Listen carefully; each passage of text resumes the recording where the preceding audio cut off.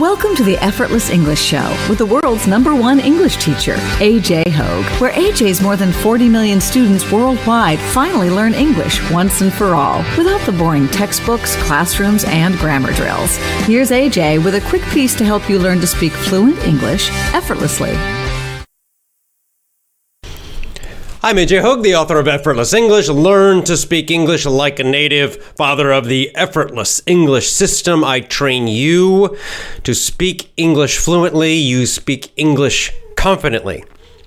You speak English powerfully. You speak English effortlessly. When you join my VIP program, you commit, don't quit. You commit to my VIP program at effortlessenglishclub.com. And VIP members, remember, you're getting the movie lessons, those free extra bonuses, the recordings of the movie technique lessons, the movie lessons, our movie club lessons. The first movie, The Matrix. So VIP members, watch your email in about a week. I have to just send a message to my programmers, but it's basically ready. VIP members, you will get it for free first. A few weeks later, I will sell the recordings to everybody else. But for now, VIP members will get for free. It's another reason to join my VIP program, Commit, Don't Quit. Live on YouTube as usual. Today's topic, some vocabulary, three vocabulary words that I quite like in English. And today we're going to talk about etymology. Etymology. What is etymology? Etymology is actually quite interesting. Etymology is the origin of words in English. Obviously, we're talking about English, but it's kind of where do the words come from, right? Because English, modern English, evolved. It grew. It came from French and Old English, and before that, the kind of Saxon Germanic language.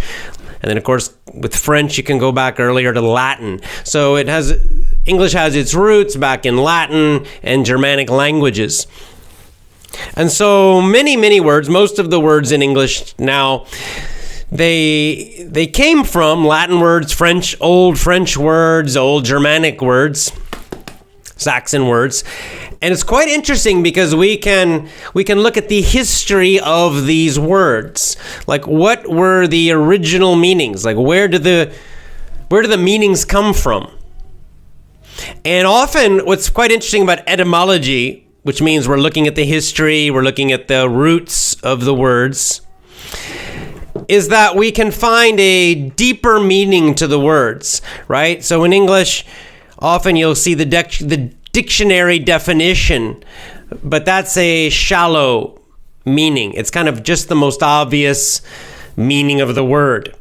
But as in other languages, with English, many words have a kind of a deeper meaning, a deeper emotional feeling, a much deeper, we say connotation, but basically more subtle levels, deeper levels of meaning for many words in English. And we can often find those deeper levels of meaning if we look at the etymology, if we look at the history of the word, because then we find the root meaning, the deeper meaning of the words. We're going to look at 3 words today. Resolution, right? This is a word we use right now a lot. We're using it as a noun. It can be used as a verb also, to resolve. But resolution is a noun, and we have New Year's resolutions. New Year's decisions, New Year's goals. That's kind of the common modern meaning. But we're going to look at a deeper meaning of that word, resolution and resolutions. The next word, a word I really quite like and love. We talked about it yesterday. Enthusiasm. Enthusiasm in English. Again, the modern basic meaning is something like excitement about a topic, about something. But there's a deeper meaning that comes from the root, the deeper level, the deeper history of that word. We'll look at that today. And then finally, devotion. Devotion, the word devotion, one of my favorite words. It's connected to my personal New Year's resolution for this year. And again, devotion kind of has an idea of loyalty, right? That you love or you care about someone or something, and you're loyal to them, right? You will not betray them. You are dedicated to them. But again, deeper meanings. So we're going to look at the deeper meanings of these words, the etymology. I would just first like to say hello to everyone joining live. I'm earlier today. I woke up earlier. Last night was my first night sleeping in normal hours for 9 months. So 9 months ago, we have 17 thumbs up. 17. Those of you who follow Q, it's a good number. Anyway, 9 months ago, my twin babies were born. Since then, my sleep has been terrible. Since then, I have been on a night schedule, like staying up all night until 4 a.m., until 6 a.m. In the beginning, I was staying up till like 6 or 7, maybe 7 a.m. And my sleep is constantly interrupted. You know, parents, you all know. But anyway, last night, my baby boy, he's the one I watch at night usually. The girl sleeps with my wife. She sleeps longer, so she's been on a better schedule. But anyway, last night, finally, my boy's been going to bed earlier lately and sleeping longer. He still wakes up in the night, but not so much now. So finally, last night, I went to bed at like 11 o'clock, basically a normal bedtime, like a normal time. And it was great. He only woke up a couple times. I gave him milk, and then he went back to sleep immediately. So I actually had a normal sleeping schedule, woke up a little before 7 a.m. I wake up in the morning with the sun. In the winter, it's great because the days are short in the winter. So if I'm awake all night and then I sleep in the morning, I miss most of the day. It's kind of depressing. So anyway, very happy. I'm feeling great today because I got good sleep last night and a fairly normal sleep schedule. Knock on wood. Hopefully that will continue, and I'll be back doing sleeping normal hours, and maybe I'll do the show a little earlier, like now. Excuse me, earlier for me. 1 second. Just got a little dry throat. Excuse me. A little water. Okay. So anyway, I'm feeling good. Feeling great. All right, let's get into the topic, and then I'll come back and, of course, say hi to everybody who's joining live. Rasha, nice to see you. Anyway, I'll say hi to you, and we'll get into questions and comments. But first, let's look at our words, the etymology of these three words. It's a nice little website I found called, there it is. It's just called Etymo Online. Etym Online. It's just an etymology dictionary. And you can go to this website, you put in a word. It's the online etymology dictionary. And you put in a word, and it will give you the history and the deeper meaning of that word. So the first word, resolution, right? You're going to hear this word right now in January. You hear it a lot. New Year's resolutions. Okay, let's look into what's the deeper meaning. What's the history? So it says, resolution comes from the late 14th century, those 1300s, Old French. And also, of course, from Latin. Originally from Latin, going back even farther back. So, the original French meaning, resolution, a breaking into parts. So that's interesting. Right now we use this meaning, it's like a goal or a decision. But the original meaning, the deeper meaning is breaking into parts, breaking something into parts. And then the Latin, a process of reducing things into simpler forms. So taking something complicated and making it more simple, breaking it into parts. Take something big, something complicated, make it more simple. Interesting, huh? And then a little later, they have it, especially the verb, also brought the idea of solving, like solving a math problem, to solve a problem, right? To resolve it. So this is quite interesting. You can now kind of get a feeling for a deeper level of meaning for the word. It's not just a decision. It's not just a goal, right? Because what are we doing when we make this resolution? Indeed, you have maybe a big goal, a big idea. We break it into parts. We make it more simple and more clear. This is exactly what you need to do for big goals, for large goals.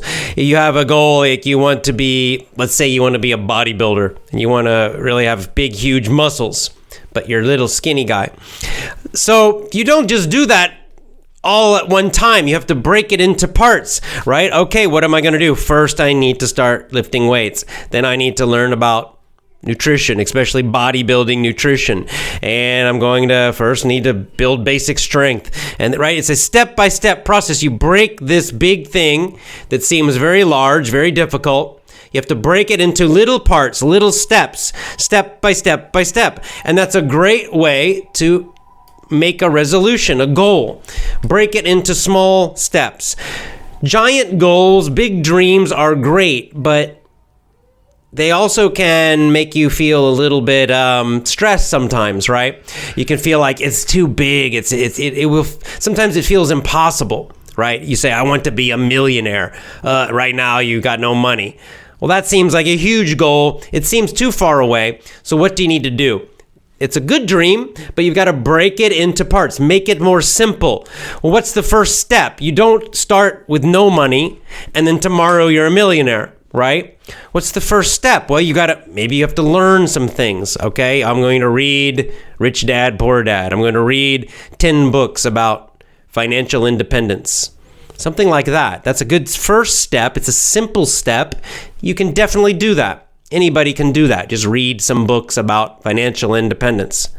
Maybe step 2, you're going to make a plan. What's my plan? How am I going to reduce my expenses? For example, right? With our recent book, Your Money or Your Life, that was one of the first steps, right? First step actually was to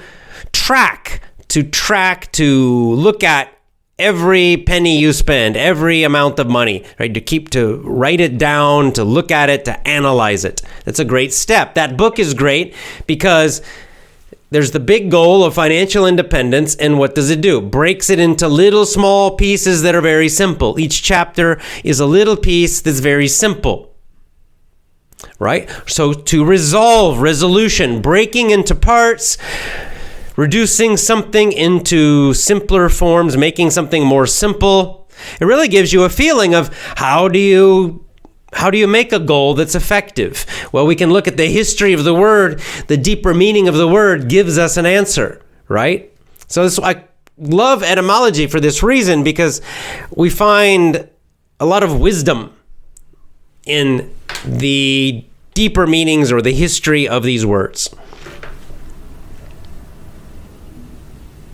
All right, let's go to the second word I chose, which is enthusiasm, one of my favorite words in English. Enthusiasm, again, our common meaning or understanding now is like kind of an excitement. But this has a very, very, very deep meaning and a very beautiful meaning, actually. So enthusiasm, from the 1600, again, from French and Latin. You'll find a lot of words in English come from, originally Latin, but through French.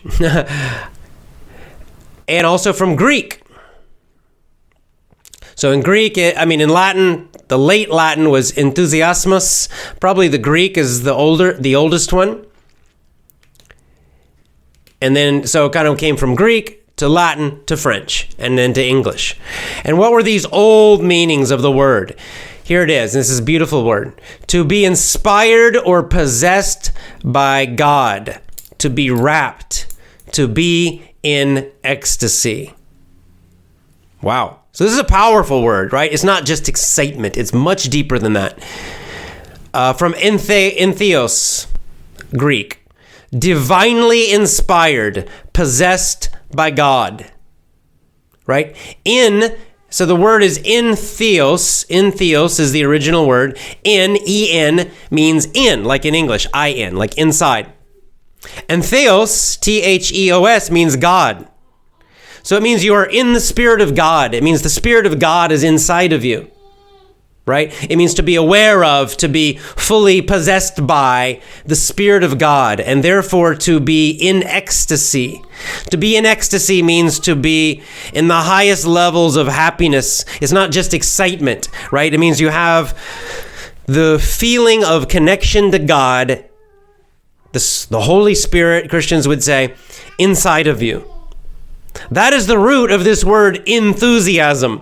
You can see why it's such a powerful word. It's not just excited, okay? It's much deeper. It's a kind of excitement, but it's a divine, meaning an excitement that comes from God, from the beauty and truth of the Spirit of God. Powerful. And so when we say, if you say you are enthusiastic about something, you're not just excited about it. It means that this activity, this thing, gives you a feeling of connection to God, that you are grateful for life, right? It's a spiritual happiness. It's a spiritual excitement. It's far more than just being excited. So enthusiasm is therefore an amazingly powerful mindset, an amazingly powerful state. It gives you great power because when you are enthusiastic, that's the adjective, when you are enthusiastic about something, you have this incredible energy, right? This amazing energy about that topic, about that task, about the thing you're trying to do. And it gives you huge motivation. When you are enjoying something so much, you're unstoppable. You will do it for a long, long, long time and never get tired, never get bored. It can be something very simple. Let's say golf again. I'll use golf as an example. If you are enthusiastic about golf, okay, the modern meaning is you're excited about golf. But if we look at the deeper meaning, it means that golf somehow connects you to, a feeling of connection to God. And that you have this, it's more than just an excitement. It's this like incredible happiness, something about it. It's quite similar as well to what Buddhists talk about, where this deep feeling of mindfulness, where you are doing an activity. It could be simple. You can be washing dishes, but you're in this present moment. You're not distracted at all. You're completely focused on what you're doing, just washing the dishes, the feeling of the water, the feeling of the dishes, and that in that moment you have something magical happens. This feeling of enthusiasm, this feeling of connection to a spiritual power, God. So that's the root of enthusiasm. It's a beautiful word. It's a beautiful word. And you will find in English, other languages too, of course, but we find in English that many, many, many words we have. The modern meaning, right, the common meaning now is nothing special. But when we look deeper, we find actually some very, very special, profound, powerful meanings at a deeper level when we look at the etymology. Okay, and finally, we'll go with the third word I have chosen today, devotion, which is another word with great power. So devotion is, again, the common meaning of the word now is something, it's not so powerful, but it's a little powerful, but it's something like commitment, right? To be committed. I'm using the noun, but it's a verb also, to devote. We can use it as an adjective, to be devoted. But it has the idea that you are committed, right? That you are committed to something, that you are loyal or committed. If you're devoted to your friend, it means you You're loyal to your friend, right? You will support your friend. But again, let's look at the history of the word now. Going back again, as usual, to Old French and Latin, way back to the 1200, the year 1200. Okay, from the Old French, devotion. I don't know how to pronounce French, but that's the Spanish. Profound religious emotion. Again, religious. Awe, A-W-E, a beautiful word. Reverence, another beautiful word. I'll explain these words in a minute. Okay, also going back more to the Latin, devotium, something like that. A noun of action, blah, blah, blah, blah, blah. Dedicate by a vow. Sacrifice oneself. Promise solemnly. Promise seriously. All right, so here we have... and then finally, in ancient Latin, an act of consecrating by a vow. All right, here we go. So we've got 3 levels of this. Devotion. So number 1, we're looking at the French. Devotion is piety or piety. Piety. Piety is how do I say this? Is like a pure love of God. Piety. Profound religious emotion. You can see it's actually connected to enthusiasm. It has a bit of a similar feeling as enthusiasm. It's a religious emotion of awe and reverence. Reverence is like respect, but much stronger. Respect, awe, to be in awe of something means you're like, wow, right? Awesome. The word awesome comes from this. So it's this feeling of amazement maybe it's something that's so beautiful, so incredible that you feel this incredibly powerful feeling of amazement, awe, and reverence, which is a kind of deep, deep, deep and powerful respect. So devotion, it's more than just being loyal. It's a loyalty that has a deep, deep, deep respect. It's a religious loyalty. It's so powerful. And then again with the Latin, the Latin gives us the idea of a vow, to sacrifice oneself, to promise solemnly. Okay, so here again we get to a much deeper meaning of why this word devotion is so powerful. A vow is a promise, but again it's not just a casual promise, it's a very serious promise. If you make a vow, you can use it as a verb, to vow, then this is like a promise with God as your witness, right? This is a promise that it's very, very, very serious if you break that promise, a vow. It has the idea of sacrificing oneself, to sacrifice yourself. So it means you're so loyal, you have this incredible respect for someone or something that you will even sacrifice yourself. You will sacrifice your own happiness or your own convenience, or you'll sacrifice your comfort to serve that person or that thing. As if you're devoted to God, well, it means that God is above you. You will sacrifice your own comfort, your own happiness, your own convenience in order to serve God. If you are devoted to your family, well, then it means you're putting them above you in many ways, right? That you will sacrifice yourself for them. You are vowing, you are promising, you're making a deep and powerful promise to serve them. Devotion. Right? So, for example, when we have marriage vows, when a husband and wife get married, we say they make a marriage vow. It's not a casual promise. Nowadays, with some people, it is a casual promise, but historically, traditionally, it's a very, very, very serious promise.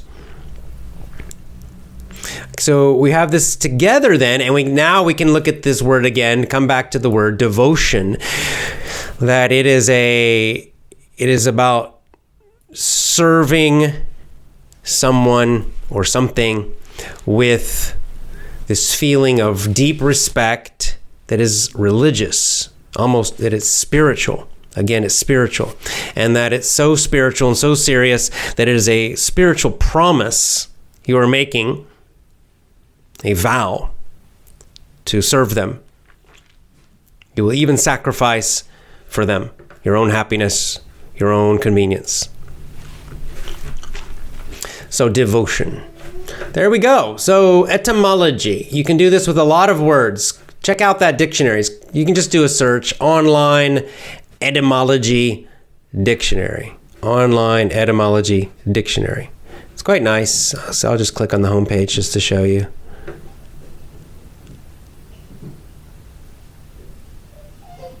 So there you go. Check it out.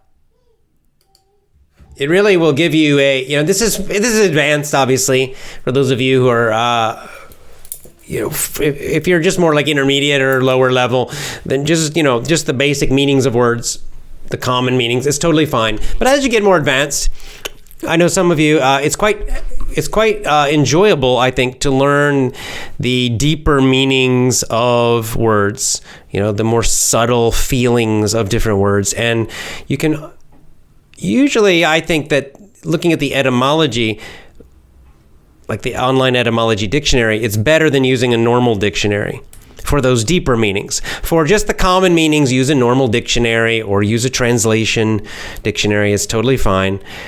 Translation is probably the best. It's simple, it's quick, and it gives you the common meaning. It's totally fine.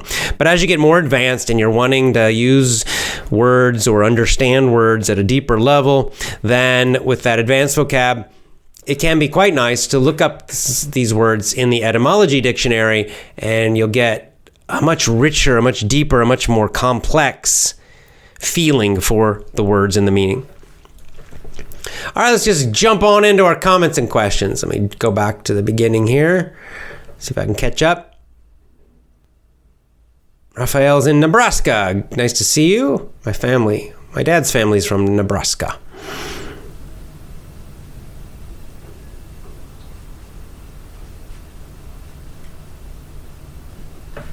People are congratulating me about the baby. Thank you.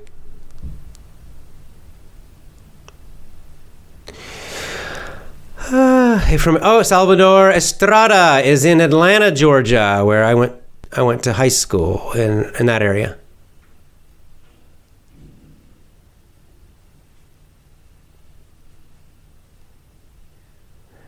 Okay, here we go. Pablo's got a nice comment here. Pablo Robles, good to see you again. Resolution could be understood like deciding to make many little steps towards a goal. Well said, yes. Resolve many challenges towards a goal. Yes, I think that's a great way to understand it. Deciding to make many little steps towards a goal. That's a great way to understand resolution.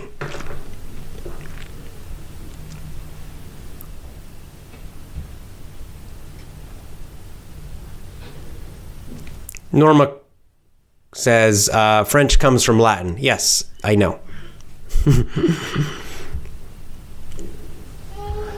But again, even when we look at French, from Latin to French, the meanings can change a bit, right? So you'll find the Latin meaning, or even all the way back to Greek, as we saw with enthusiasm.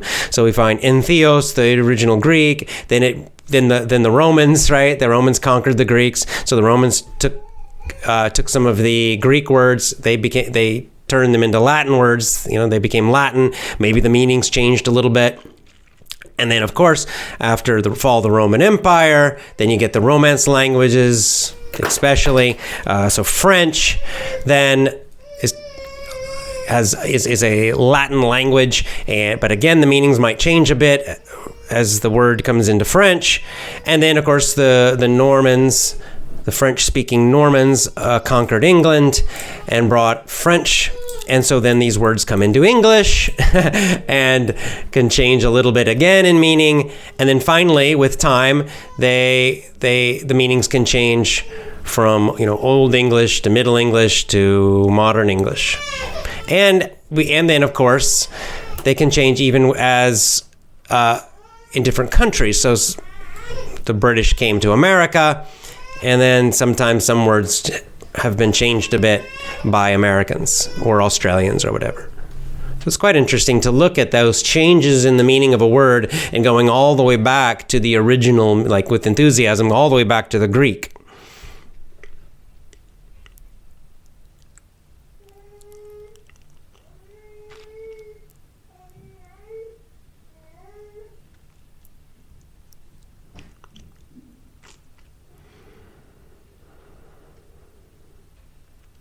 Yeah, but this is a nice way to say it, in a nice short sentence. Vanu Rodriguez says, devotion is a fullness of faith with loyalty. Faith with loyalty. I like that. Yes, it's a great way to understand it. Faith, which gives you the feeling that the religious, the awe, that part of it, and then loyalty. And you put those together. Faith with loyalty. Or loyalty with faith.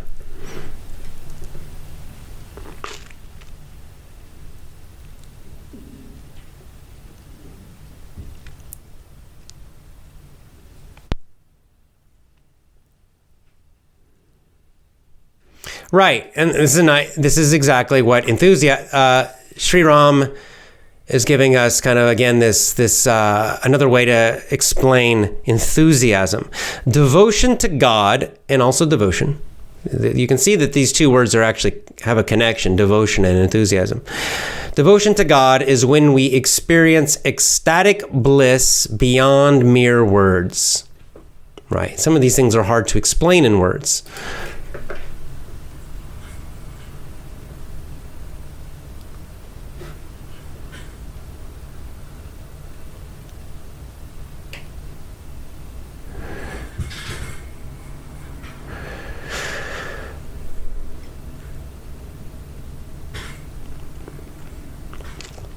Okay, let's see. Pablo with another nice comment. Devotion is to resign to be myself. Instead, I see. Pablo's saying, devotion is to resign to to let go of being just yourself, alone and separated. Instead, to be one with God. That's right. That's a very good way to say it. Devotion, religious devotion, is a decision to be one with God, or at least to try, which means to be one with all of creation, everything, and the everything and the nothingness, all. Yes, well said. So if you take that, so this is let's say the most powerful meaning of the word devotion, meaning devotion to God.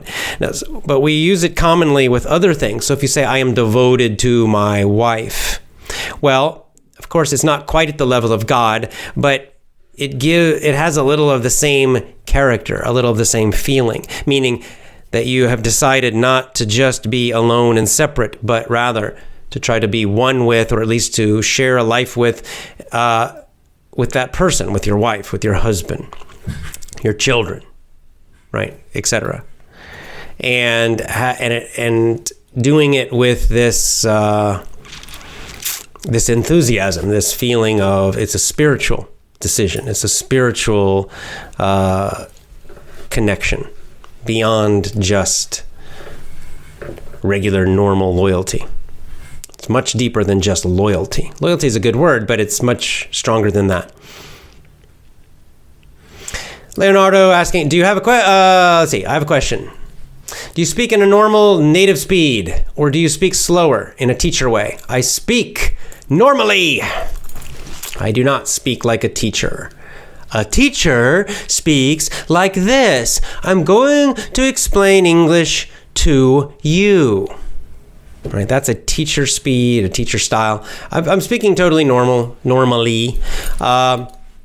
My normal speaking speed is not super fast, which is lucky for you. I was born in the South and grew up in the South, the southern part of the United States. And Southerners are quite famous for speaking a little more slowly. Yeah, now the opposite would be, let's say, New Yorkers. People from New York are famous for speaking fast, right? For speaking more quickly. It's not just the accent, they also the speaking speed, right? Different parts of the country, maybe it's more normal to speak slower or faster. So New Yorkers are famous for being very fast talkers, probably the fastest in America. Right? Some New Yorkers just fast, talk. An example of that would be Gary Vee. I don't know if he's a New Yorker, but he talks like a New Yorker. He's a marketing guy. And he talks constantly really fast. And then on the opposite side would be Southerners in the United States. Southerners, like myself, have a reputation, quite famous for speaking more slowly, not only speaking, but in general, like life in general, that life is just a little slower, right? In New York, everything's fast, busy, go. And in the South, more relaxed, more chilled out, we say. So, but both are normal, right? Both are normal. It's just, there's a variation, a natural variation. So I speak normally. I'm not thinking about like trying to talk like a teacher. It's unnatural.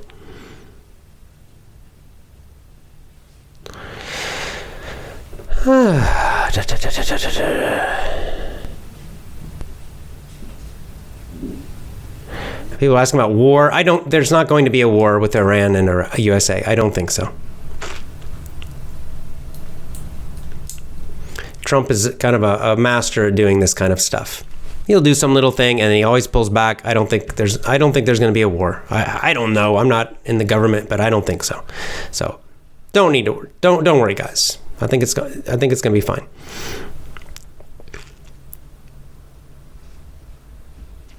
Now see, this is interesting. It's talking about speed. So Pablo Robles says, you know what, AJ? I bought the business English course. I feel like you speak more rapidly than your father.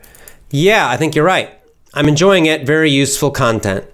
My dad, he still lives in the South. He's not a Southerner. He wasn't born in the South, but he was born in a kind of countryside in the Midwest, the middle of the country, where they also can speak slowly, especially like the farmers in the countryside. Nebraska. Someone mentioned they're from Nebraska.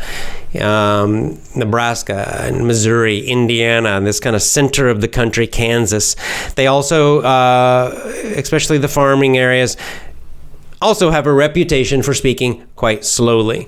And then my father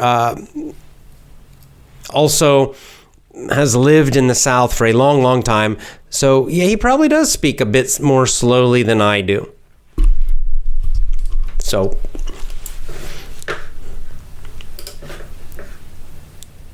others, of course, you'll find speak faster. Like someone mentioned Gary Vee.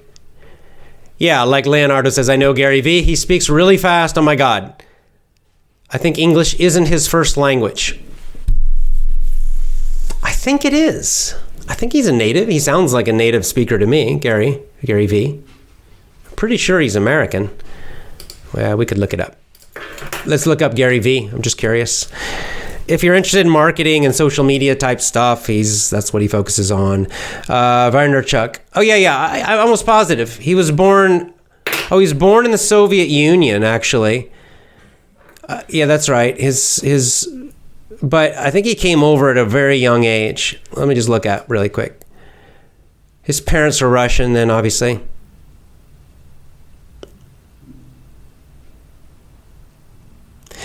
He came to the United States at the age of 3. So at the age of 3, he came. So he's American. He's a native speaker.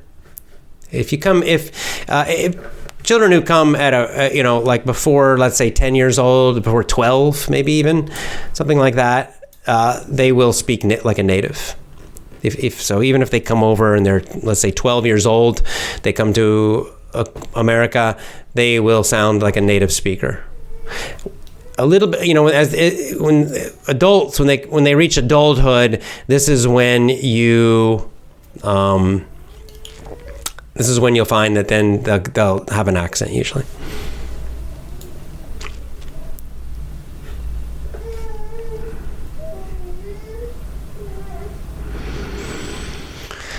Anya says, my name is Anya from Mexico. I'm really grateful for you. You've been helping so much. Well, thank you, Anya. Thank you very much.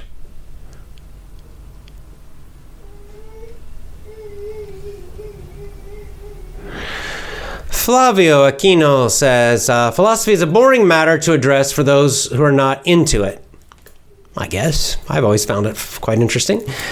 Can you recommend some good, inspiring philosophers, easy to read and understand? Yeah, I will say this. The Greek, I find Greek and Western philosophers far more, what's the word? Difficult. And it's not really difficult. I find they make things too complicated. It's kind of a Western thing of trying to sound intellectuals. Too academic is the word I'm looking for.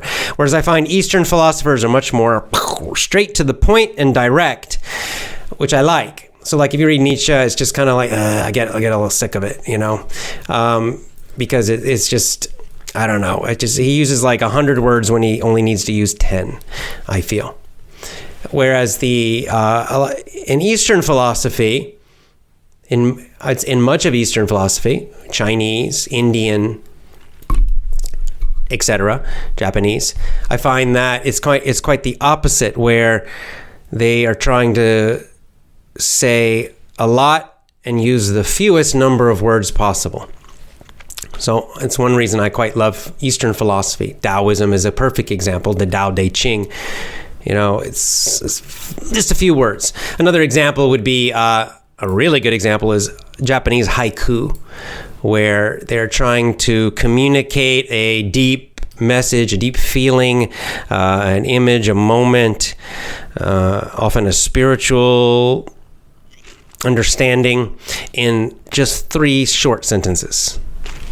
And quite many of them are quite beautiful. Okay, so easy to read. If you're interested in Eastern, Alan Watts would be my recommendation. Alan Watts, Watts. Alan Watts. Now this is mostly Eastern he wrote about. But what's great about Alan Watts is he was British, and he became American. But he comes from a Western background, British. He was I think Episcopalian, but a Christian minister.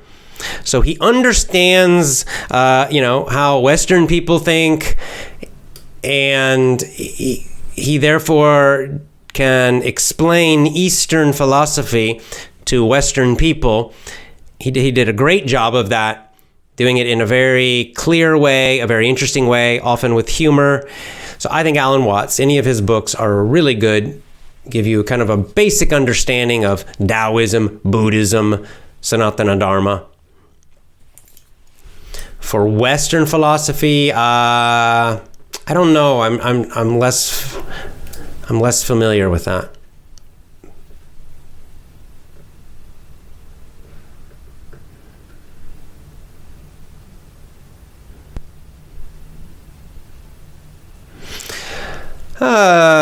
Pink says, I love you to talk. Let's see. I've listened to your Apple podcast. I hope you can discuss about Christianity. I'd love to hear more about your thoughts about it.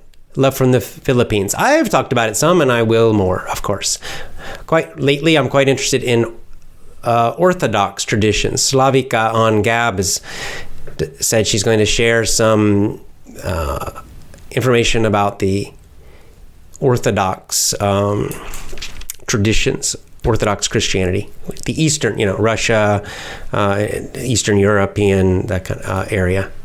In fact, I was just recently reading about St. Nicholas, the real St. Nicholas, right? St. Nicholas kind of got combined with Santa Claus in modern times. So in America, if you say St. Nicholas, people think of a fat guy in a red suit, but that's not who St. Nicholas was. St. Nicholas was a saint who was in at the time, the Byzantine Empire, right? An early Christian saint, lived in modern Turkey, Asia Minor. And anyway, very fascinating. And I think the real St. Nicholas is far more interesting and powerful than the fantasy Santa Claus. So maybe I'll talk about St. Nicholas soon. I'm not an expert, but just we can learn a little bit about St. Nicholas, just the kind of basic stuff we can just get from the internet. But it would be kind of fun to chat about it and see the real St. Nicholas, not this marketing guy with the big red suit.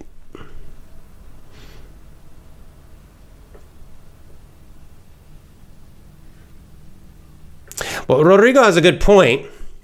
He says, I don't think the issue is the pace, meaning the speed. It's the amount of slang that Americans put in there. People need to listen more to get used to this. Correct. This is often a problem that not all, like I don't use a lot of slang, but many Americans do use a lot. My father uses more than I do. Idioms, specifically. My mother uses a lot, I noticed, because when my mom was visiting here, so my wife's Japanese, she's not a native speaker. And so I noticed that, okay, my mom was using a lot of idioms and slang sometimes. And of course, I'm realizing, that's probably hard for my wife to understand this. She doesn't know all these idioms. So that is a challenge, it's true.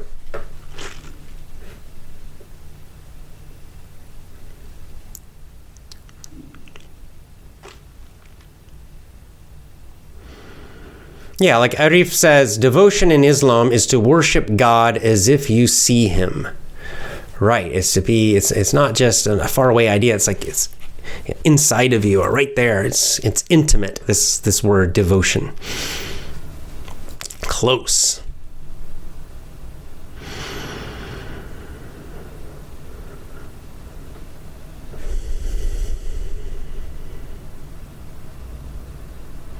Zarni, this is a good suggestion, and I will probably do it. Do some podcasts about your interpretation of the Tao Te Ching. I love the Tao Te Ching. I have loved it for a long, long, long time. It is fabulous. Like the Tao Te Ching, for me, he says, I would be really glad to hear your interpretation. I'd be glad to. The Tao Te Ching is one of these books or writings where, of course, it's originally in Chinese, but even the English translations, where, yes, it's so few words with such deep meaning, right? So where the meaning is so big, but it's just the minimum number of words necessary. And I love this. Like I said, it's the opposite of kind of Western academic mindset, where often the idea is really actually quite simple, but they will use thousands and thousands of words to explain something that is very simple because it seems more intellectual, or they're overcomplicating things, which is quite common. Whereas I find like the Tao Te Ching is the exact opposite of that, where it's talking about the nature of God, the nature of existence, the nature of change and impermanence, and big philosophical questions. But such few direct, simple, it's really great. And what's great about the Tao Te Ching, you can look at it and you can take a phrase or one of the verses of the Tao Te Ching. You can look at it at one level, just very practical, because the Tao Te Ching is very practical. So you have a question about studying, you have a question about learning English, you have a question about your fitness, about exercise. You can look at a verse in the Tao Te Ching and you can get some good advice about that at just a total practical level. But then you can go much, much deeper, where the Tao Te Ching is also discussing and teaching about, the root of our nature and God. The word God is not used in the translation, and the word Tao is used, but you could certainly I think of Tao and God as essentially the same. Tao being less of a personal thing, understanding.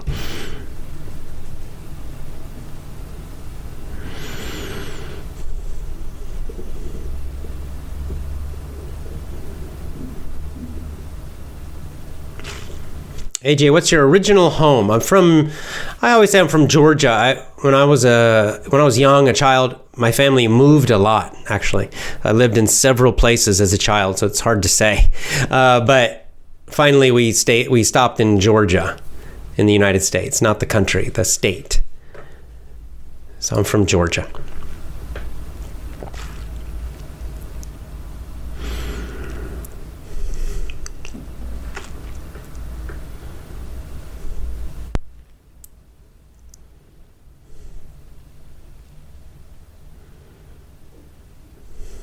Yeah, look, Hemant giving again the common meaning of devotion. It means 100% dedication towards someone. Right. That's kind of the modern common meaning. Exactly.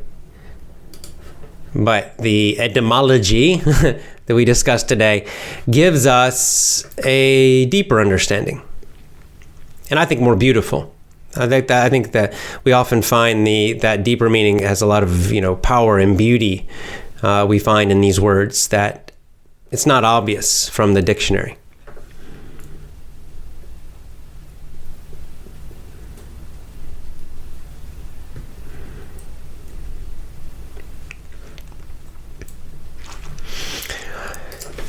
Tim says, can we reach the skill of thinking in English? Yeah. I consume content in English. I participate in the challenge, 800 hours, now 1,000. I'm shadowing podcasts, but it doesn't help. Yeah, you need more hours. That's, there's no escaping that. So I would say this, look, it's great to think in English and all that, but don't get upset about it, right? Don't focus too much on this performance. Can you speak well? Can you understand people? Are you fluent? I'm guessing you're probably pretty good with all those hours. So just relax. It will happen. It will happen. Just, don't, too often we forget to just enjoy what we can do now.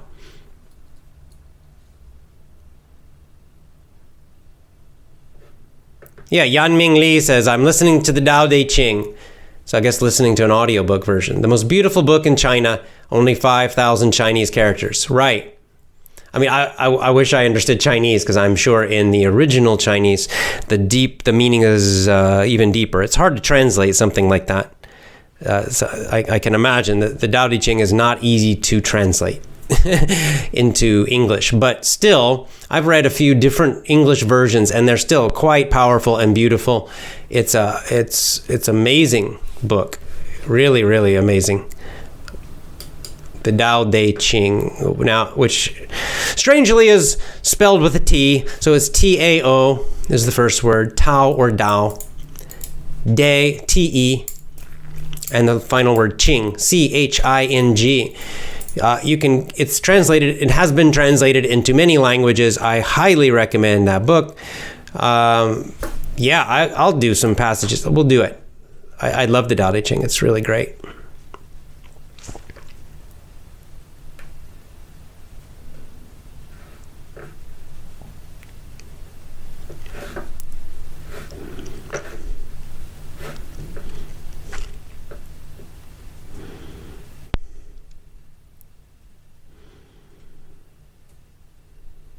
Okay. Grandes, what do you think of Bolsonaro? I like him. I can't say more than that. I don't know anything about Brazilian politics. I know he supports homeschooling. Thumbs up for that. Big thumbs up to Bolsonaro. I also think he's extremely funny. I've seen some videos of him. I like his style. He's kind of a Trump type of guy. But the details of Brazilian politics, I have no idea.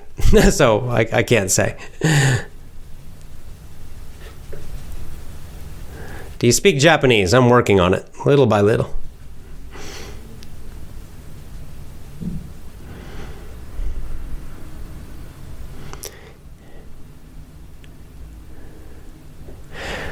Okay, let's see. Ramadan Abakar says, I think people speaking faster depends, it's used to they're used to local speed. That's right.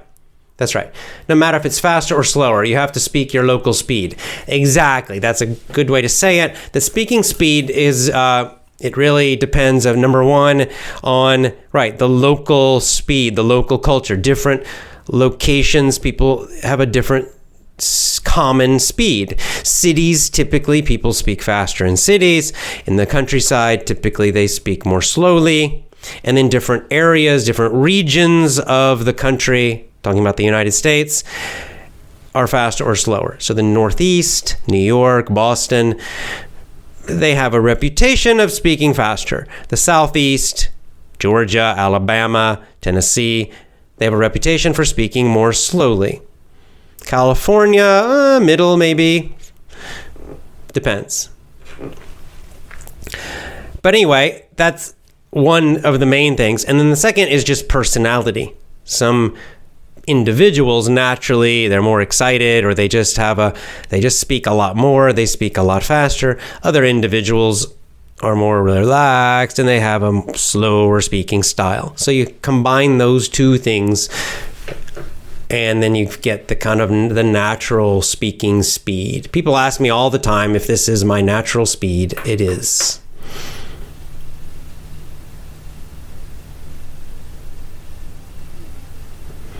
Yeah, Pablo, the good point about the kind of connected to the thinking in English and improving.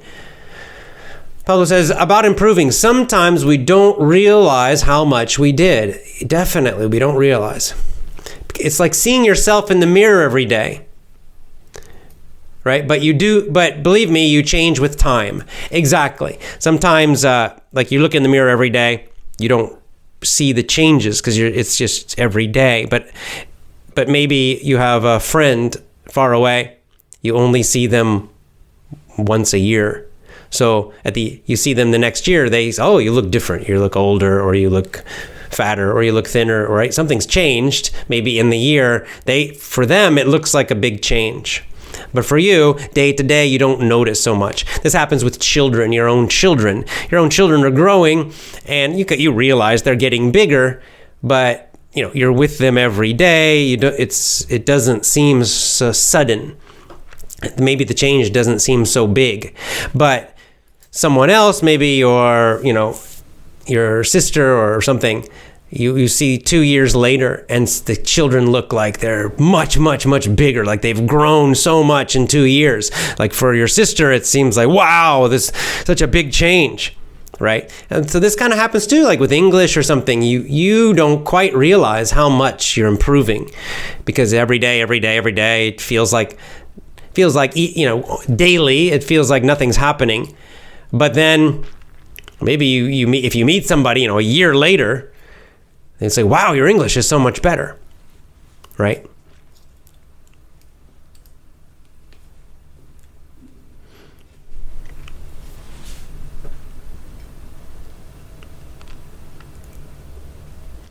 Lazar, nice, thank you, saying thank you from Canada. Good, thank you. Yeah, now this is also true of countries. This is a good point. Grandes Sermoes da America says, Italians normally speak very fast. So right, this is also, it's not just a region. Whole countries can have a reputation or can speak faster or slower, right? Right. Italians have a reputation for speaking quickly. I would say Spanish speakers in general, for me, they speak fast. But it depends on the region. But still, overall, when I listen to Spanish media, people speak Spanish quickly compared to Japanese. Like Japanese people, most Japanese people do not speak super fast. Right? It's not slow, but it doesn't feel super fast to me. Even though my level's not high, I can understand I can catch the words usually. Of course, some exceptions. Some people may speak very quickly, especially like comedians and on TV, they can speak quite fast. But like average people, it's not so bad.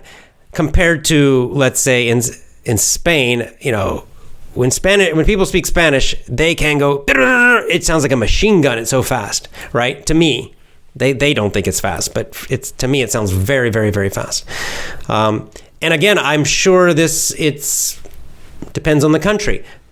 Mexico compared to Colombia, compared to Spain. I know in Spain, for example, that people in the south of Spain have a reputation to speak very, very, very quickly. And in the north of Spain, not so much. A little more slowly.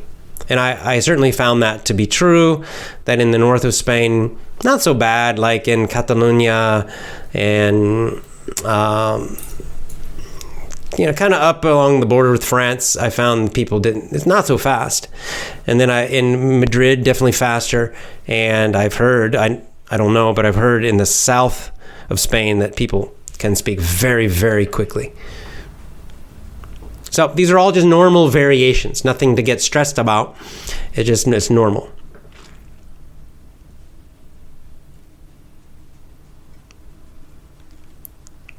Ricardo says, Bolsonaro only supports homeschooling because he doesn't want to put money into public schools and teachers. Good. They don't need money. Stop wasting money on public schools. It's garbage. Homeschool, homeschool, homeschool. I completely support anybody, anywhere, who's fighting for homeschooling. 100% I support it. This whole thing of we got to give more money to school system is bullshit. It's a failed system. Why give more money to a failed system? Why give more money to crap? Right? This is what teachers are constantly saying. This is what schools are constantly saying. Oh, we're crap because we need more money. So what happens? They get more money. They raise taxes. Now the school has more money. Does it get better? It does not get better. Nothing improves. It just keeps getting worse and worse and worse. Cut off their money. They don't need more money. Fire all the bad teachers. That's what I say. It's bullshit. It's a scam. They don't need money. Good. I hope he cuts them all off. Cut them off. That's what I would do. You'd be happy that I'm not your president if you don't like that, because I'd be far tougher. Let's see. Rodrigo says, I was visiting Japan in October. Good time of year. Was in many beautiful places. Tokyo, Yokohama, Nara, Kyoto, and Osaka. My favorite city is Kyoto. Yes, I understand. City's amazing. People are so kind. I agree. Kyoto's the best city in Japan. Also my favorite.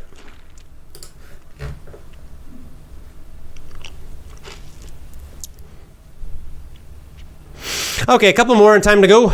My babies are taking a nap. Ooh, I can hear they're quiet.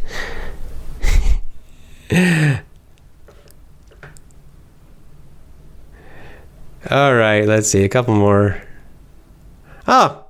Kumipon says, I'm from Okayama, Japan. Have you been to Okayama? As a matter of fact, I have. I have been to Okayama. It's not so far from here. Let me think. I very briefly, taught a few English classes there at I think it was a college for nurses, I believe. That was many years ago. Anyway, Okayama is in Japan. It's a nice place.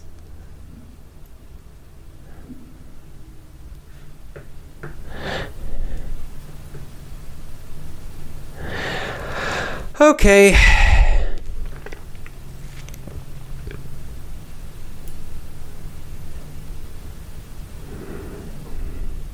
I think that's all. Okay, I'll take this last question because I always like to support homeschooling. From Samira. Samira says, I would like to do homeschooling to my kids. Do it. But I'm afraid. Do not fear. The Gita says, do not fear. The Bible says, do not fear. Do not fear. I don't know how to control them. Okay. I don't know if they're going to focus or not. Okay. This is a common problem. It's not just homeschooling, like teachers, especially new teachers, but even old teachers, have this exact problem, right? It's class discipline.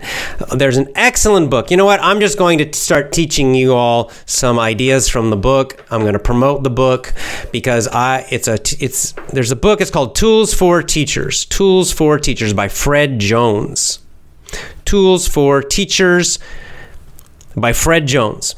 This is a book about classroom management. They say, in education, they say it means class discipline. Basically, the book is about how can a teacher have a disciplined class, right? So the children are not screaming and going crazy. So the children are focused and doing their work. It's important. In school, if they have 30 children, right, they have to have this. Without the discipline, the kids go crazy. Nothing is learned. Nothing happens. It's not easy to deal with 30 children of any age. It doesn't matter. Kindergarten, high school, it's not easy, right? So there are some skills, right? There is a skill to doing this, and you can learn these skills. Now, what's great is these skills are also very useful for parents. You can use not all, but most of the techniques, most of the skills, most of the ideas from the book, parents can also use, right? It's a common problem. A lot of parents have no discipline. Their children are wild. They go crazy. They're rude. They behave badly. It creates a lot of stress for the parents. It's not good for the kids. People worry about this for homeschooling. Oh, my kids, how can I make them, or how can I get them to focus? How can I get them to be disciplined and to study? Well, this book will teach you how. Tools for Teachers by Fred Jones. I highly, highly, highly recommend this book for all parents. Tools for Teachers by Fred Jones. What I'm going to do, I have the book. I've just got to find it. I will do some podcasts about the ideas in the book, some of the ideas, because I want you to learn this, because I don't want you to avoid homeschooling just because you're afraid of the discipline part, or just because you're too tired because your kids are uncontrolled or they're rude. It's not good. It's not good for your family. Even if you don't homeschool, you still need this. You want your children to be polite and generally well behaved. You want them to be respectful. We have to teach them that. It's not automatic. And we don't know how. Like I didn't naturally know how to do that either. Right? And so maybe our parents gave us a bad example. Some parents, they're too harsh, too mean. Like they yell at their kids. Of course, we know some hit their children, and they're just too angry, and it's not good. We all know it's not good for the children. It's not good for the parents. It doesn't create a happy family. So that's not good to and angry all the time and screaming. That's terrible. Some parents, they're the opposite, right? They're just too soft, and children can do anything, and the children are rude and badly behaved, and they're disrespectful, not respectful to their parents, to other adults. Also bad. Also creates a stressful family. Also terrible. So we have to find a way. You and I learn a way to be respected by our children, to have polite behavior from our children, some discipline, but in a kind way, in a loving way, in a way that creates happiness for everybody. So the parents are happy, more happy, children are happier, the whole family environment is really nice. Right? And that's why I love this book, Tools for Teaching, because the method, the way of discipline is very kind. It's very controlled. The parents, like one of his rules is you never show anger. You never show anger to your child. You never lose control. This is not easy, I know. Believe me, I really know that it's not easy. However, it's a good standard. It's something to try for. And he teaches, it's a very calm but strong. This is the combination you'll find in terms of the emotion for the parents, that you are strong, you are the leader, you are the parent, and you will not let your children be rude and disrespectful. You have rules and they will be followed. On the other hand, you are kind. You're not going to hit your children. You're not going to scream or yell at them. None of that. You're going to do everything. You're going to have discipline in a nice, calm way. And this makes your child feel more calm also. They can feel it because they know that you love them, but they also know you're strong. And that also makes them feel good. They want you to be strong. It makes them feel safe. So, I think we should learn a few ideas from that book. I will find that book, and maybe this week or next week I'll teach some of the ideas from that book. I think it's very, very useful for parents, and some of you are teachers. It's also useful for you. And by the way, finally, I use the same techniques when I teach adults.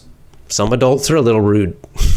When I was teaching college kids or like 25-year-olds, some of them were a bit rude. They would talk while I'm trying to teach. They would take out their phone in the class, and I had to deal with that. It's not respectful behavior, so I had to do it. And I could do it in a way that was calm but strong. So we'll learn about all that. It's a great book. I'm going to repeat the book one more time. Please get the book. Tools for Teaching, or Teachers, I think it is. Tools for Teachers by Fred Jones. We'll all learn a little more about this kind of classroom or parent-child discipline. Okay, I hope you enjoyed today's, the vocabulary, the idea of finding the deeper, more beautiful meanings of words in the etymology. I will see you next time. Join my VIP program at effortlessenglishclub.com. Remember, that movie course is coming in just about a week for you all. effortlessenglishclub.com. See you next time.